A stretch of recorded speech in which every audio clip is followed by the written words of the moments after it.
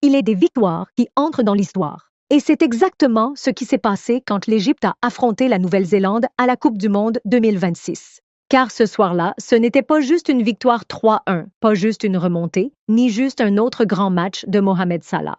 C'était la fin de 92 ans d'attente. 92 ans. De sa première Coupe du Monde en 1934 à l'été 2026, l'Égypte n'avait jamais gagné un match de Coupe du Monde. Des générations entières ont passé. Des joueurs sont devenus des légendes. Des entraîneurs ont défilé. Des tournois ont eu lieu, puis oubliés. Mais cette première victoire n'est venue que cette nuit-là. Mais ce qui est beau, c'est que l'histoire ne fut pas facile. L'histoire a d'abord voulu mettre l'équipe d'Égypte à l'épreuve, car elle savait que l'occasion était immense. Après le nul contre la Belgique au premier tour, un point important mais insuffisant. Au même moment, la Nouvelle-Zélande restait sur un nul palpitant face à l'Iran. Les deux équipes avaient un point et voyaient là leur chance. Et il y a un joli détail avant le coup d'envoi. L'Égypte et la Nouvelle-Zélande se rencontrent rarement. Leur première rencontre a eu lieu à Londres en 2012. Ce match s'est terminé sur un nul 1-1. Et 12 ans plus tard, les deux équipes se sont retrouvées en Egyptian Capital Cup. En 2024, l'Égypte s'est imposée 1-0. Donc, avant ce duel en Coupe du Monde, la Nouvelle-Zélande n'avait jamais battu l'Égypte. Mais l'Égypte, elle, n'avait jamais gagné en Coupe du Monde. Et cela rendait ce duel unique, car chaque équipe jouait pour un type d'histoire différent. La dernière rencontre entre les deux équipes a eu lieu le 22 mars 2024 au Caire. Le match relevait de l'Egyptian Capital Cup. L'Égypte a gagné 1-0. Ce jour-là, l'unique but a été marqué par Mostafa Mohamed sur penalty à la 29e minute. Le match fut assez équilibré, mais l'Égypte a su préserver son avantage jusqu'au coup de sifflet final. Et le plus étrange, c'est que les deux équipes cherchaient presque la même chose, leur première victoire en Coupe du Monde. Autrement dit, avant le coup d'envoi, il était clair que l'histoire ne sourirait qu'à un seul camp. Et dès les premières minutes, la Nouvelle-Zélande a surpris.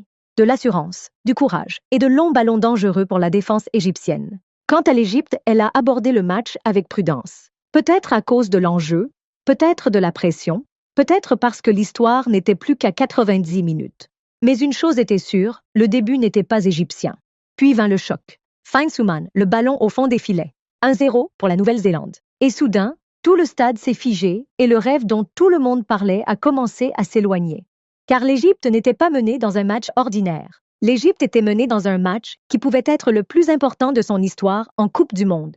Et le plus dur, c'est que la première période s'est presque achevée sur ce score. La Nouvelle-Zélande est rentrée au vestiaire face à l'histoire. Une première victoire en Coupe du Monde et une grande surprise du groupe. Et il y a une petite ironie ici. La Nouvelle-Zélande a rêvé en première période et l'Égypte l'a réveillée en seconde. Car après la pause, tout a complètement changé.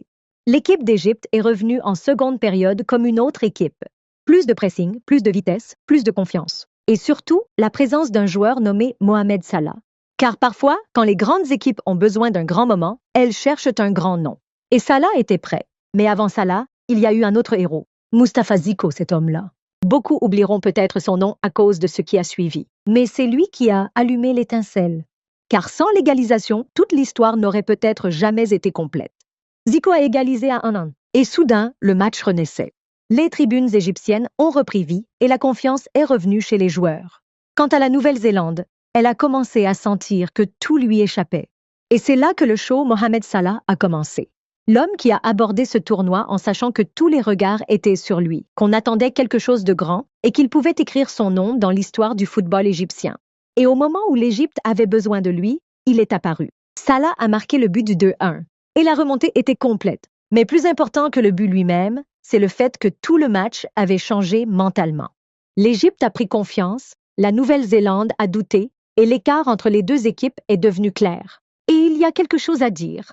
Imaginez être Mohamed Salah, en sachant que des millions d'Égyptiens attendent devant leurs écrans la première victoire de leur pays en Coupe du Monde.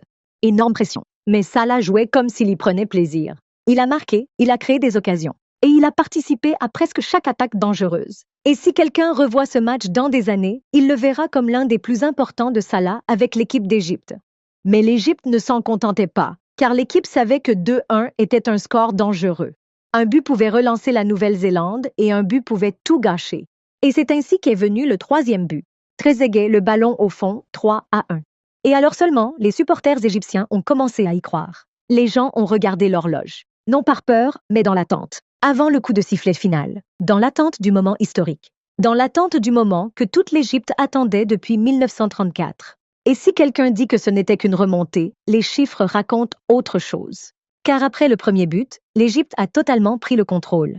La possession a augmenté, les occasions aussi, et la pression a continué, tandis que la Nouvelle-Zélande reculait peu à peu. Et en vérité, l'équipe d'Égypte a joué l'une de ses meilleures secondes périodes de ces dernières années. Et c'était peut-être le plus important. L'équipe ne s'est pas effondrée après avoir été menée. Au contraire, elle a réagi, elle est revenue et elle a gagné. Et parfois, c'est plus important que la victoire elle-même. Et il y a une belle ironie ici. Avant le match, l'Égypte et la Nouvelle-Zélande cherchaient leur première victoire en Coupe du Monde. Après le match, l'Égypte a fêté ça et la Nouvelle-Zélande est repartie de zéro, comme si l'histoire n'avait de place que pour une équipe. Et le plus beau, c'est que cette victoire n'a pas seulement apporté l'histoire, mais aussi la première place du groupe. Car dans la même journée, la Belgique et l'Iran ont fait match nul et soudain, l'Égypte a pris la tête. Imaginez, une équipe cherchait sa première victoire en Coupe du Monde et a fini en tête du groupe.